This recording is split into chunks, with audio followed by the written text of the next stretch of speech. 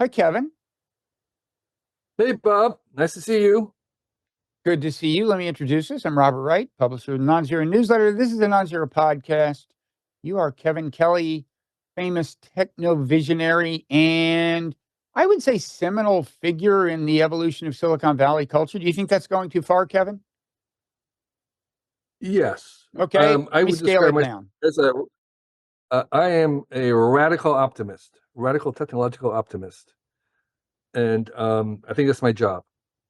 It's a job somebody's got to do, Kevin, and God knows I'm not No one doing else it. is doing it. No Yeah, one else is yeah, doing it. yeah. So, let me say a little more about you, though. So, you were a co-founder of Wired magazine and its executive editor for some years thereafter, starting in 1993, I think. And before that, you had been for some years editor and publisher of the Whole Earth Review, which was an important thing in this was in, I guess, the early 80s. Important thing in Silicon Valley culture. You played a role in founding the Well. I don't know if you're technically co-founder, but that was how would you describe that to youngsters? It was almost like the first internet-based online community or something, right? What was the Well? That was true. It was also the first public access to the internet. Yeah, and so if you had a well.com, was it well.com, your email extension? That was a sign of seniority on the internet. Right. Eventually, that was, in the beginning, it was well.sf.ca.us. Mm. But I spent many, many years trying to get our little proprietary bulletin board onto the internet as in large, and there was a prohibition against that in the begining Hmm. because the NSF had banned all commercial activity on the internet, and they were afraid that if you let people know that there might be commercial activity on the internet. So anyway, I was Wait, who had involved in banned the Well? Who had banned that? the NHS. Oh, um, wait, the The national National Science, the or NSF, National Science Foundation, yeah, or the NSF. okay, They were huh? running it, and they banned it, and so it took years to persuade them to allow our little community on by promising each person had to click a little thing promising that you wouldn't use it for commercial purposes. But Kevin, they were right. It was a slippery slope to Exactly. commercialism. It's funny. I did a piece on Tim Berners-Lee, who of course invented the World Wide Web when Yeah, he was at CERN, and I did it for Time Magazine long ago. I interviewed him. It was long, 2 consecutive days. It was a serious piece, and he was shocked and not. The commercialism took him by surprise. He thought he was creating something. I think the title of the piece was "The Accidental Gutenberg" or something. Like right. he didn't really understand how it might ultimately be used, and he was not entirely happy about it even then. Yeah, And yeah, that yeah. was early days.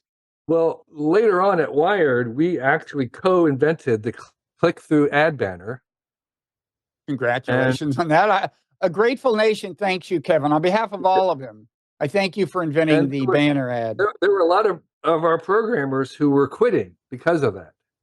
God Who bless were them. saying that we were defiling this brand new virgin territory that could remain, this alternative to the corporate world, Mhm. and we didn't see it that way. So yes, I'm certainly not holding myself responsible for that, but I was totally on that side of the world in Mhm. the evolution of the Silicon Valley. I never took this idea of this John Barry Parlow's idea that this is going to be a separate entity that's, that's an distillation of the best of humanity, that's going to be um, uh, entirely separate from the mean old world of meat, Yeah. and that we're going to have this kind of ethereal um, do-over in the digital. I never believed that. For me, it was always an extension of this world and a continuation of increasing the options and opportunities that we have. Yeah. and it was John Perry Barlow, never may he rest in peace, he signed onto that highly idealistic, what was it, Declaration of Independence in Cyberspace or something? Something like exactly that. right. He wrote it. Yeah. He wrote the Declaration of Independence of Cyberspace, and I was like, no, that's crazy. Well, I'll tell you, Kevin, had you not done that banner ad, I doubt the idea of advertising on the internet ever would have occurred to anyone. You are responsible. I never would have. It's not No, like as I the said, world is, yeah. yeah, we co-invented it with Time. We both invented it almost the same day. So, Time magazine, and Yeah, yeah. the idea was, it has gone way beyond what we could have imagined at the time. So, it was not that this was a lot of forethought. It was like this was the logical next step. Yeah.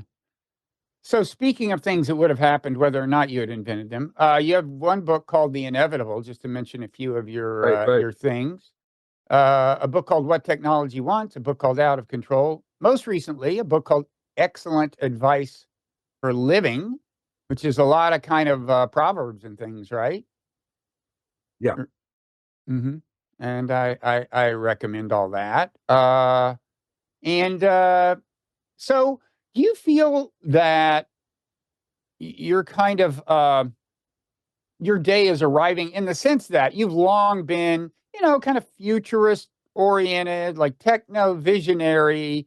And I think AI in particular has really focused people on that worldview. I mean, I just was listening to Joe Rogan and he was going on and on about how AI is going to become is going to rule the world. And he was even getting into things, I discussed a few years ago on the podcast, but hadn't heard anybody take seriously that uh, there had been kind of a cosmic natural selection involving universes replicating themselves, and that's why the system of life was optimized to ultimately produce intelligent life, and intelligent life will spawn something that plays a role in replicating the universe, possibly if things work out well. But that's why natural selection tends to create like intelligent beings. And like, shit, Joe Rogan, I mean, of course, he's plugged into a lot of kind of wild ideas. That's part of his thing. But you know what I mean? Are you like feeling more relevant than ever to the world? Um, yeah, I still feel very, very engaged, and I have been writing about AI for several decades. I wrote one of the first pieces on Wired, maybe 15 years ago now, when the very first when the AI winter was first ending, and there was this beginning of the spring. Um, and so I've been trying to track it and talking about it. I also just I would interject right now. I think it's going to take a lot longer for this to happen than most people think. Despite the speed of the inventions, I think there is a tremendous other current, which is the speed at which it penetrates into the culture in terms of economic way. I think it's going Hmm. to take decades for this to Hmm. play out. So we can be wowed by it, but getting it to actually change people's behavior, I think, is going to take a lot longer. So I've been talking about it for a long time. I think it is something that now everybody's talking about. So but that's been the flavor of my life for a long time. At Whole Earth, we had a very small audience. I was talking to people like this, and we had 20, 40,000 subscribers. And then suddenly the internet happens, and then I'm at Wired, and we're talking to millions of people. I was talking about the same thing, but it was like the culture kind of moved to where I was already interested. And the same thing feels like right now. Yeah, I've been talking about this for decades, and now everybody's talking about it. So, yes, uh, I think that presents its own new challenges of how you say something that everybody else isn't saying. Yeah. Um, so, and do you think is I mean, first of all, on your point, that it's going to take a while to play out. I agree, because there are some of the kind of naysayers and kind of quasi naysayers like Gary Marcus are saying, I think ChatGPT 5 is going to be a disappointment. I think it's reached a plateau and they've done as much as they can do with scale. I would say, even if that's true, it's going to be Yeah. several years for the implications of this generation of large language models to play out. Yes, I wholeheartedly agree. And that itself will be close to transformative, even if there weren't other advances. And there definitely will be other advances, not just along the LLM line. There'll be Yeah. various, I think this is going to be an earthquake, and I am Yeah. worried about the destabilizing effect. That's why it's going to be reassuring to talk to someone like you, who is an optimist and can calm me down. Right. So I would say I agree with you on both points. One is that even if it stopped right now, it would take decades. And secondly, even if it stopped right now, the consequences of what we have right now alone would still be very impactful. So it's an earthquake, but it's a slow earthquake, is what I would say. And so that is, if nothing else happened, but things will happen in the future. They may not happen as fast, but the amount of money, the amount of attention suggests that it's not going to stop. So, and Yeah, here's some. I mean, I go have ahead. lots of things to say. There's a couple of really very peculiar things about AI right now, and the first thing is that we have no idea what intelligence is. We have no idea what consciousness is. We don't have any theory of intelligence. No theory. So all our projections about what will come are absent any kind of a frame to make any dependable kind of prediction, because we don't have any theory about it. So it's possible, unlikely, but it's possible that the kind of intelligence that we have may be as far as it goes. That's not impossible. It's very unlikely, but we don't have any theory to say, well, intelligence is unlimited. It can go on and on and on forever. We don't have any theory about that one way or the other. We don't have any metrics at all for measuring intelligence of any kind beyond human level. I just went through the Stanford index of all the benchmarks, 500 pages, looking at all these benchmarks, and they're all referencing human level understanding. There is no metric for what does 10 times human look like? What does 100 times?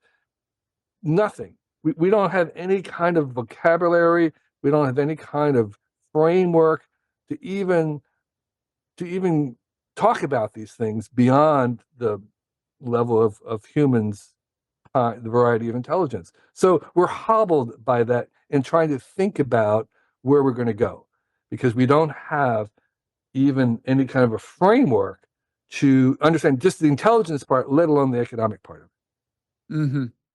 And I agree. I mean, for all we know, it can't, in a sense, get smarter than us. It would still be transformative if you had infinitely replicable pieces of software, each of which was as smart as the smartest person and knew everything that had ever been known.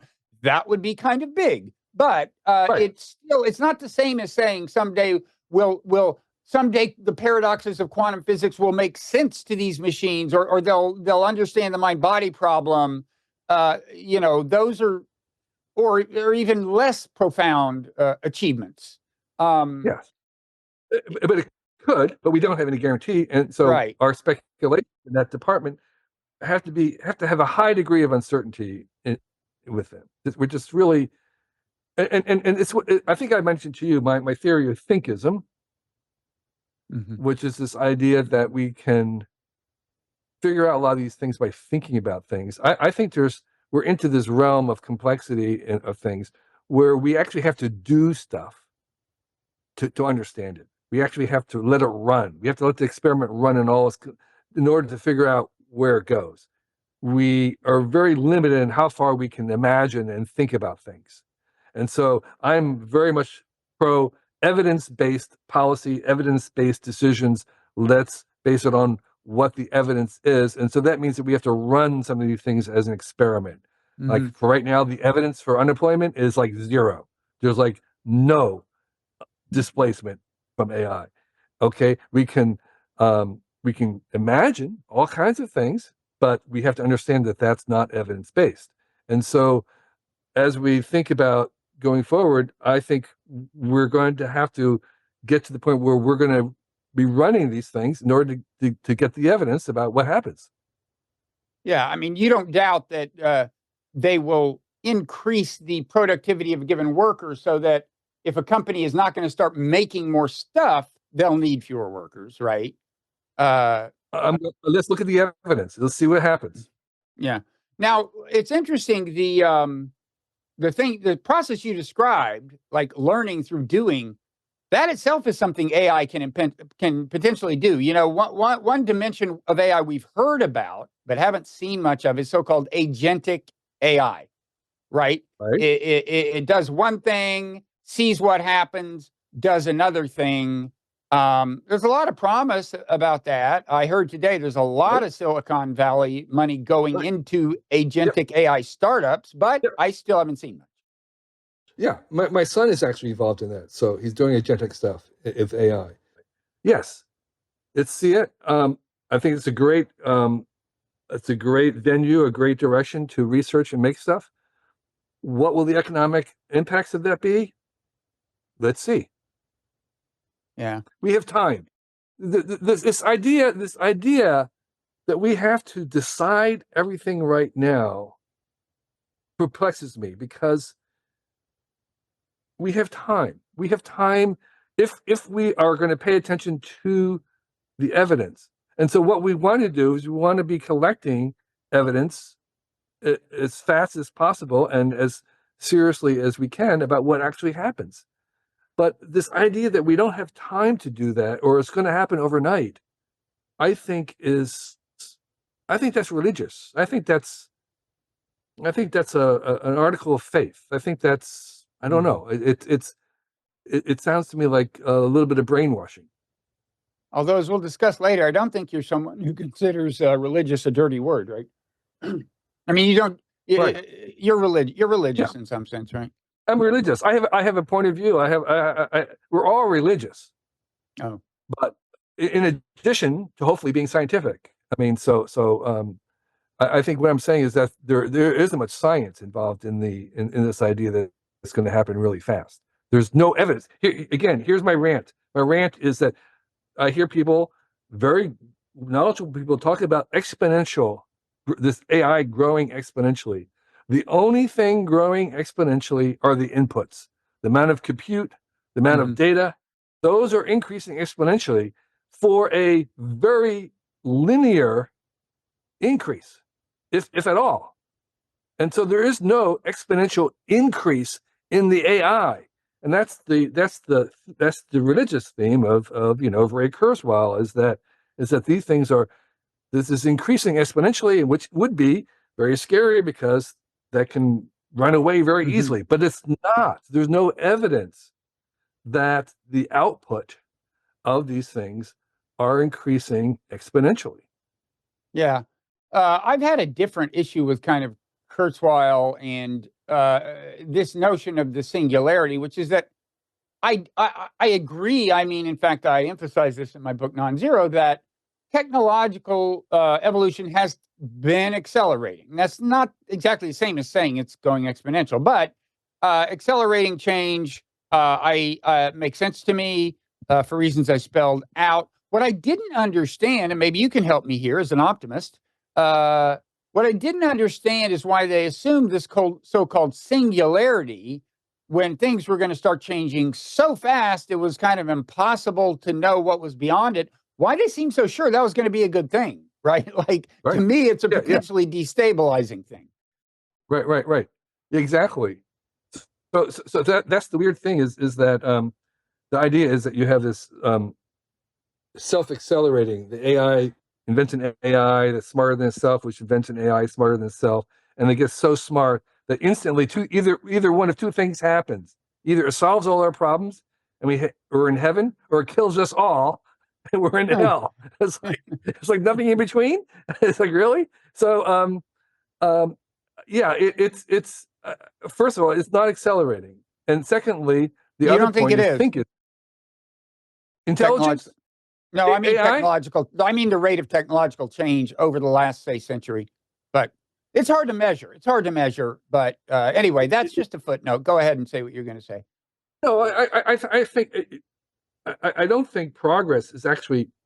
I don't think progress is increasing exponentially. I think progress is increasing a 1 or 2% a year.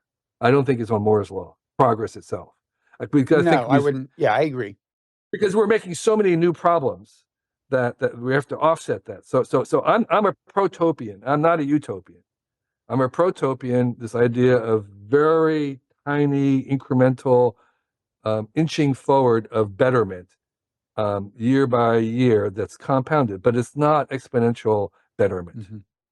And I do you think have a that theory as to why you're an optimist? In other words, do you think, well, it's just a matter of disposition? Some people are born pessimists, or do you have like a well-articulated foundation for the optimism, or what? yeah. So I deliberately choose to be more optimistic every year, and that optimism is based on my interest in history. The more I got involved with future stuff, the more history I read. The more history I read, the more optimistic I became. And so part of the optimism comes from the acknowledgement of the reality of progress. I think that's where it begins. If you acknowledge the reality of progress over time, then that for me was the foundation, the beginning foundation for my optimism. And so the reason why I'm optimistic in the second, besides just the historical drift, was I understood that while our problems are increasing and getting bigger, our capacity to solve problems was getting bigger than that, was growing even faster. Mm-hmm. So part of the optimism comes from the fact that our capacity and awareness to solve problems is actually increasing faster than the problems. Okay. Yeah. So thirdly, then there's a third reason why I'm deliberately optimistic was a moral duty, in meaning that the complexity of the things that we want that are good in our lives and good in the future are such that we cannot get there inadvertently. We cannot make a future that would be good for us inadvertently. We actually have to have a picture of it in our head. We have to envision it, and then we have to believe that it's possible. Just like Steve Jobs saw this iPhone in his head and believed that it could be made even though it seemed impossible at the time. That's the optimism that we require to have a future that we want to live in, is that going to require us to imagine a friendly future and then to believe that we can make it happen. So that's the third component. Okay, let me give you my big concern about the moment we're passing through, and maybe kind of argue that there's a certain kind of qualified pessimism or at least alarm that could be helpful. I don't know. So I kind of agree. Our technical capacity to solve problems and figure out solutions has grown a lot. A common impediment to solving, well, let me back up. I think AI will evolve in a much more benign way if the world can collaboratively think about how they want to guide it and what norms they want. And I would say what regulations they want. I think, tell me if I'm wrong, but you've got more libertarian in you than I do. And so you might be skeptical of the international governance per se part. But even so, like transparency is probably like if we know what's going on in other nations, AI wise, we may feel less inclined to like ramp up some kind of AI arms race that could have unfortunate byproducts. Anyway, my feeling is that the less powerful tribalism is, both among nations and within them, the better we'll handle the technological transformation to come. And you may disagree with that, but and I want to hear if you do. But that's one reason I want to kind of sound an alarm and say, we really got to get our shit together. It's just ridiculous that we're still having wars and stuff. I mean, I understand if you're on one side or the other, I understand it doesn't seem like a trivial matter. You have genuine fears about your security or genuine grievances. I don't want to trivialize it, but just as a species, we're starting to understand kind of the cognitive biases that drive conflict and always convince people on both sides that they're right and the other one's wrong. They can't both be right. And I really think we need to get a grip on this, whether through, uh, you know, I don't, you can do it various ways. There are spiritual disciplines and contemplative disciplines that can help. There's science can help illuminate the cognitive biases. Therapies can help. I think maybe AI can help. I'd like to see a lot of attention devoted to what AI can do to help us subdue the psychology of tribalism. And I think there may be grounds for optimism there. But this is my big worry. Now, you may not share my premise that international and even domestic harmony are so critical in the first place. Do you not? Or Well, I don't know. We were at a panel or conference where we gave a talk, and I ended my talk by the call for world government. I don't know where that puts me, but I oh, believe that's that right. world I government. forgot. God bless you. I remember thinking, oh shit, Kevin is on my team, and I kind of forgot that. It blew my mind. I think I even mentioned it in my talk afterwards. Yeah, yeah. But So yeah. yeah. So I'm not a pacifist. I'm a policifist. I believe actually it is possible to eliminate war on the planet by shifting, but by demoting this idea of national sovereignty and having police rather than war, where Hmm. you are policing adjudication between conflicts rather than allowing people to hit back Hmm. and so forth. So yes, I believe that it is, and I agree. I think that AI could help us both Hmm. um, imagine that future and also bring it about in many ways. Um, I, the question is kind of where do you want to start that process? Um, I think right now, uh, this free for all of everybody racing and money flowing around to those who are seem to be racing the fastest. Um, I think that's a good place to start. I think I'd be very reluctant for what I call premature regulation when we have no idea again what it is. We don't know how it works. It's um, it's a baby. It's an infant. It's an embryo, actually.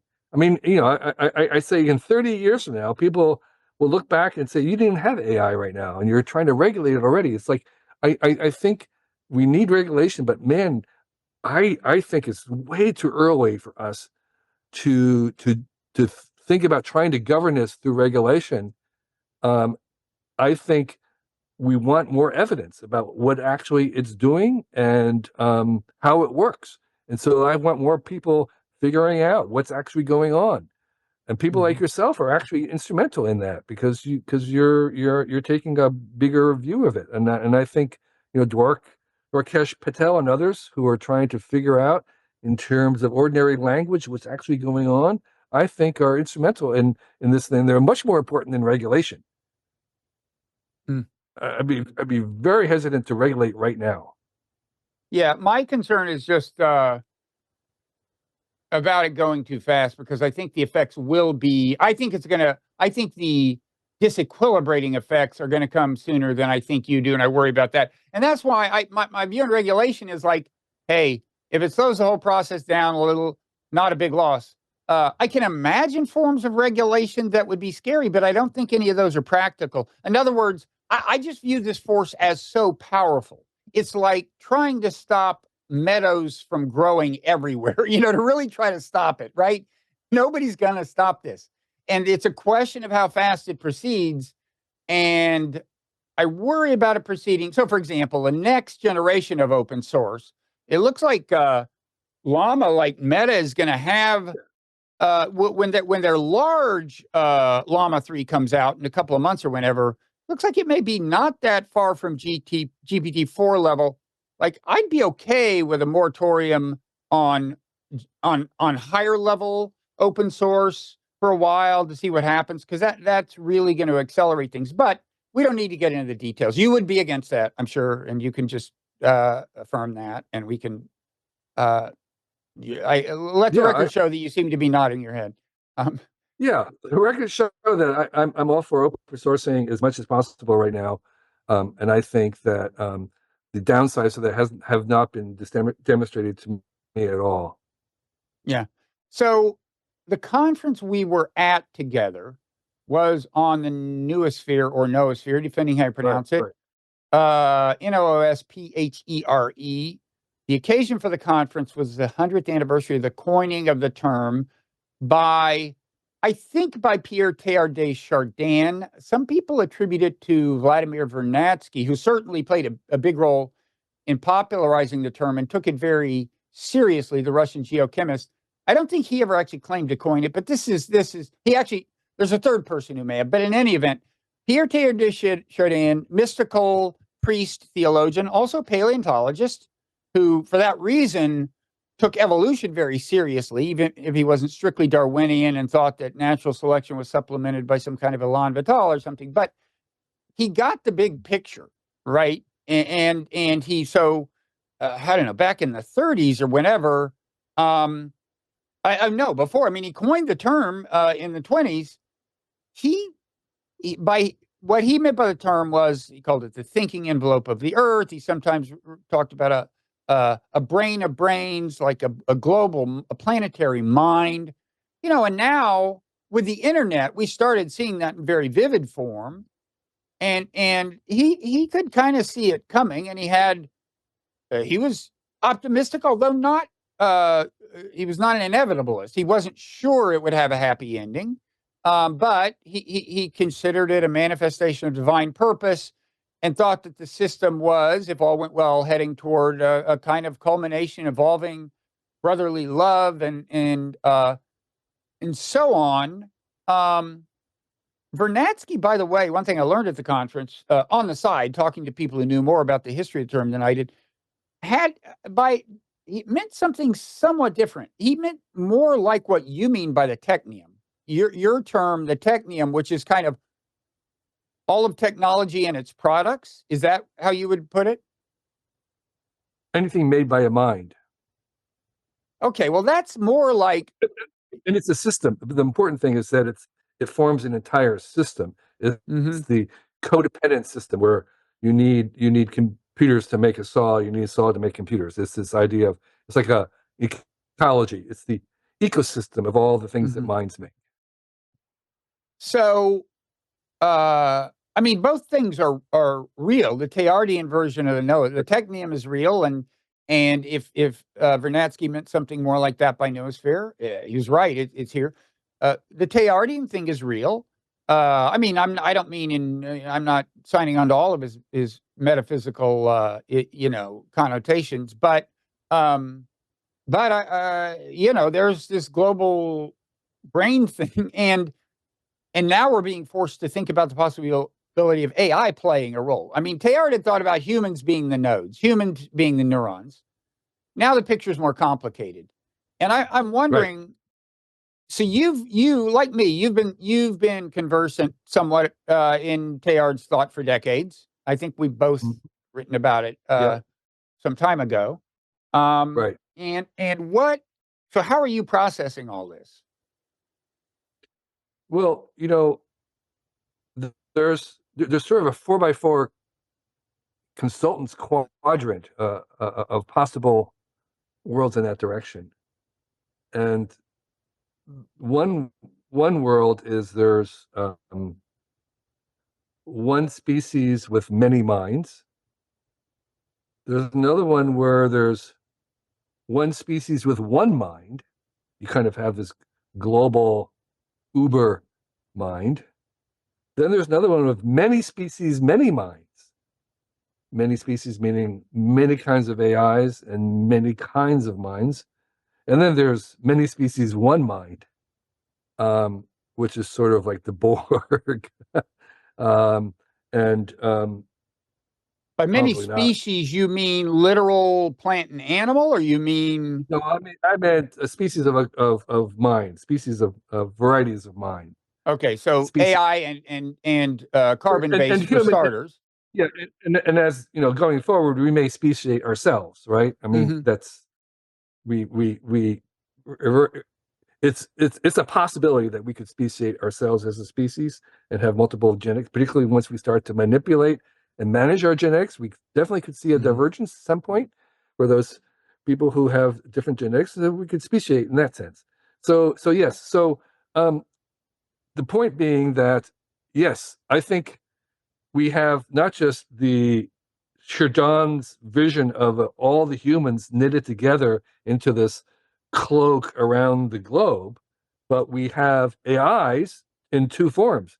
All the AIs could be part of that, or there could be an uber higher level AI that's made from all the different parts of Hmm. neurons and small AIs. And so, yes, I think all those are on the chart as possibilities, and they would be different kind of worlds. And so, um, we that's I would say we want to be aware of those possibilities and looking to see where it goes and what we would like. This goes back to the normative versus the prediction. Some of our speculations about the future are trying to predict what could happen, what might happen, and then there's others that should be about what do we want to happen. And I think that's something that we shouldn't ignore. That we should invent a future. We should decide, well, what would be better for us? And it's hard to say. It's hard to say. Do we prefer to have a world where only humans are knitted together? I want a world myself where there's AIs knitted together and humans, and whether there's a big AI or big one mind at the top, I don't know enough about that. I don't Hmm. know enough about whether I would choose that or not. I would say that's one of those kinds of things that we have to try. We have to run. We have to do the experiment. We have to base it on evidence. Hmm. And of course, it's there can be a blurry line between many and one, right? I mean, it seems Yeah. to me that if the planet's going to be a good place to live, there's going to have to be a certain amount of collaboration among minds, right? Like Yes. so, Right. like loosely That's knit your. That's the whole network point of your is, book. yeah, That's the whole yeah. point. Yeah. That's the whole point. We're increasing collaboration at all scales. So absolutely. I mean, this is to me one of the most exciting things that we're going into. It's not the AIs doing the gardening and the flipping hamburgers. It's AIs allowing us to do collaboration at a scale that we've never done before, where we could have 10 million humans and 10 million AI minds working on the same problem together in real time. That's that's what's exciting. Yeah. So, um, by virtue of being an optimist, I assume you assign a low probability to the kind of Yudkowsky scenario of the AI taking over and squashing us Yeah, or stuffing us I just into. don't see it. It's romantic science fiction fantasy. There's just no, I don't see any way that could happen in that we could allow that to happen. It just doesn't. That's thinkism at its worst. That's thinkism at its worst, where all he's thinking about is that intelligence. You put Einstein and a tiger in a cage, and Einstein wins. Okay, and it's like, no, there's so many other things. Well, yeah. There's so many. Personally, I'm not betting on Einstein, but go ahead. Uh, Right, yeah, but that means that there's so many other things besides IQ that you need yeah. to make things happen in the world, and that it's that divorce from the way things actually work in the world to believe that just having a super high intelligence is going to be the thing that trumps it. And so, I yeah, agree that he often sounds like that, and he sounds as if he's assuming that the AI will have the character of human beings. It likes power, it likes yeah, status, and so on. Now, on the other hand, if you challenge him and his ilk on that, and say you understand that human nature is a product of our distinctive evolutionary history, AI right. doesn't out of the box have our thirst for social status or for influence or for power. They have replies, right? As I'm sure you know, right? They say, well, okay, but you give it a goal and you give it enough flexibility, and gaining power will be an avenue to the goal that it sees as expeditious and so on. Your point is that now that we know that, we should be able to keep that from getting out of hand, kind of. Yeah, it's like even if you gave this project for all humanity to do, I still don't think we could do it. I think it's just a very, very difficult thing to achieve technologically, to Hmm. actually equip these things. So it's like I don't think it happens inadvertently. I think if it was our humanity's assignment to do this, it would still be really hard to do. Mm-hmm. And we're not, and it's not our assignment. Yeah. I mean, it does seem to me there are like in order for AI to be truly self-sufficient, keep making versions of itself, it would have to do a lot of stuff in the physical world. It's like, Oh yeah. Don't teach it how to make silicon. Okay. Like, I didn't even know, is silicon an element you find in the ground or is something you synthesize? Whatever it is, don't let it, don't give it the keys to the silicon closet. But, sorry, go ahead. Yeah. I mean, silicon sand, it's everywhere. So no, it's this idea that, again, that if you just have enough intelligence, you can overcome any problem. And I just don't buy that. I would, again, show me the evidence that just having intelligence is alone enough. I think that if you had some super AI genius in the sky and you let it read all the existing scientific papers in the world today, it would still not be able to cure cancer. It's not going to be able to think its way to a cure for cancer. It's going to have to run experiments. Still, we don't have enough data. It's going to have to do stuff. You can say, well, we could accelerate those with simulations. Yes, you could simulate, but you still aren't going to solve cancer just by thinking about it. And that's the issue here, is that intelligence, they're overrating intelligence. It's way overrated as a solution to problems. Mm-hmm. Now, as you know, I have argued in the past that the whole evolutionary process, 3 billion years, including cultural evolution / technological evolution, and the beginning of a construction of a global brain, has the look of a purposive process, not in the sense that there's anything spooky guiding it or any alarm at all, but just raising the possibility that the process of natural selection was set in motion by something for a reason, or even is just itself the product of one of these meta natural selection scenarios that I mentioned among universes, and so on. And in fact, Daniel Dennett just died, and something I have a conversation with him about that on the on YouTube. People can check out, and that led to a controversy that I won't dwell on, but it's an interesting exchange, I think. You, I think, agree on the purpose issue, that what's unfolding is in some sense a manifestation of purpose. Is that fair? I'm not sure. I've never used the word purpose. That's maybe a stronger word than I would use. I would say that there are directions. That's about all that I can go with. Oh, I think there's definitely a direction. Well, we agree on that. Yeah. I mean, just in the sense that evolution was likely, given long enough, to eventually produce an intelligent species. And once you've got a species that can launch technological evolution, that has a momentum of its own. No, I agree with that. Okay, so I was wrong about that. Well, let me ask you this. Yeah, go ahead. Well, to cut to the chase, I think the universe is much more likely to be a question than an answer. The number everyone is thinking of right now. Right. And 42. so, right. And so, so that's my religious take on that. That anyway, we can get to that later. But what do you? But elaborate on that. Well,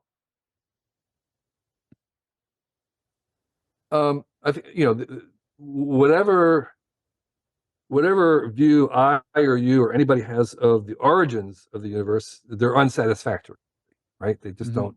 They're filled with paradox and contradictions, and so so I suspect that the purpose, that the origin, that the direction of this is going to, is much more an exploratory direction, trying to answer the question of what it's for. It's like here's what I think individually, you and I, our purpose in our life is to find our purpose in life. Okay, so the purpose is to find our purpose. That's a recursive thing that doesn't answer anything, but actually that's closer to a question than an answer. So our lives are not an answer to things. Our lives are the question, which is what's the purpose in our lives? To seek that. And so I think the universe is somewhat like that. But to say that is to attribute a kind of purpose to it, right? Okay, yeah, exactly. Yeah, okay. Right, that's what I'm saying.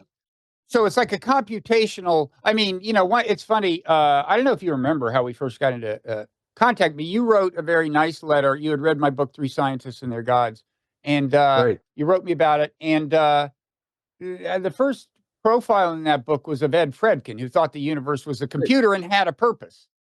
And that's you're kind of suggesting that there's a sense in which the universe is a computational system working something out, working out an answer. No, I don't. For me, my own personal belief is not computational. I'm God, so there's a God involved. There's you can either have.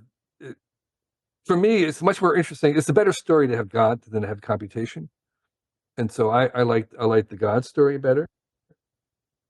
So it's God figuring out what God is about.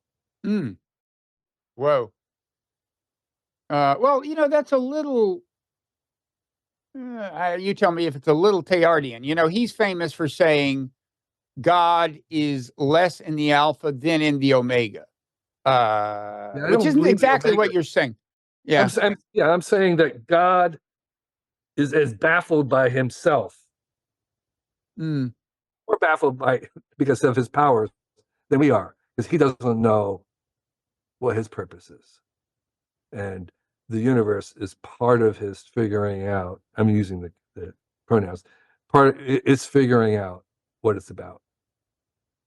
Okay, so you've already said that your view is not computational, so I'm reluctant to ask this. But how is that different from a kind of simulation scenario where there is a being, there is a creator of the simulation, presumably much smarter than we are, who may be trying to figure something out, including his or her own power or their. Yeah, but because I think the universe is God. So the computer is so I don't think they're necessarily distinct. I think God embodies itself with the universe in order to figure out what it is. Okay. So listen, we've been talking almost an hour. Yeah. For the first time, you were speechless. For the first time. Well, I know. I'll tell you why. I mean, I was about to say, as you know, I do this thing where most of the conversation is public. Then we go into overtime. That is accessible to paid subscribers to the Nonzero newsletter. And I was about to bring up the paywall and announce that and give you a chance to say anything else you want to say before we do that. And then I was going to interrogate you further about this, including the question of your own spiritual evolution. How did you come to be a religious person and so on? But before I do that, I would just reiterate that if you became a paid subscriber to the Nonzero newsletter at Substack, it would make me very happy. You would see a post for this podcast where the rest of the conversation exists. Plus, there's a way to copy an RSS code that sets up your own podcast feed, which will forevermore give you access to overtime things. But first, before we go into overtime, I want to give you a chance to say anything by way of summing up or clarification, elaboration, or any. Well, let's start with self-promotion. And then, so again, your latest book is Excellent Advice for Living. Is there any place you want to send people online for your stuff? Twitter handle, anything? My website's my initials, kk.org. My handle on the socials is Kevin, the number 2 Kelly, Kevin 2 Kelly. I post. For a year, I posted one art piece I did every day. Then for another year, I posted one AI co-generated art piece I did for a year. now I am posting some design tips for a year. So I have stuff that I mostly publish. I don't engage or interact much. But going back to maybe tying up our talk on AI, I would say just a couple things that I didn't say. One is I think we're pretty good, but I insist that we talk about AI plural, AIs, because there are going to be many species. There's not for a long time will there be just one AI. There's going to be competing personalities, competing varieties of these doing different things engineered for very specific tasks. There's, just as we have millions of different machines, we don't have the machine. We're going to have lots and lots of AIs, and they will have their own character, and will have to be regulated in their own way. And so I want to get away from this idea of the AI, Okay. which is really not helpful. And the second thing is I think there's basically four stances overall, four different relationships that we can have that I can imagine. One of them is that we treat them as slaves. And I highly discourage us, because I think that's very corrosive for us to have that kind of slave master relationship with these things. The second one is to treat them like pets. And I think, as shocked as we have been with the degree of reasoning that these large language models had that were not designed, that nobody knew that they were going to have that kind of reasoning. I think we're going to be even more shocked when we start to program emotions into them, emotional values and all kinds of things to be able to recognize our emotions and to compensate and to reply emotionally. And people are going to be shocked, because people are going to really bond and have all kinds of complicated relationships with these. And so pets is one model where people love their dogs, and they're going to have relationships like these AIs. The third way is we treat them as gods, God and gods. So the singularitarians think that these things become so powerful they're like a god, and other people like the Japanese see them as little gods where they have own little spirits, and they can do things that are superpowers. They have godlike things. I think that there might be something to that. But the fourth way that I think that we want to emphasize, the fourth relationship, is we treat them as aliens, like alien beings from another planet. I call them artificial aliens, and that they may have reasoning equal to ours. They may have introspection. They may have a theory of mind. They may have consciousness, but they're going to be different than humans. All these things, all these qualities can be there in different amounts, but they don't think like us. And for me, that's not the bug, that's the feature. The feature is that they think differently from us. They have powers of thought that are not our powers of thought, and that we can use them to solve problems that we can't solve alone. And more importantly, when we're connected to each other all around the world, 24 hours a day, they can help us think differently, because thinking different is the real genesis of wealth in the economy. So those four stances, I think, thinking of them as artificial aliens is useful to people. And think of, Spock on the Enterprise. And I think those two things, multiple species and artificial aliens. That's your framing. Okay. Your preferred framing. All right. So thanks to everybody who's gone this far with us and isn't going into overtime with us. And thanks to those who are going into overtime. And we are going into overtime.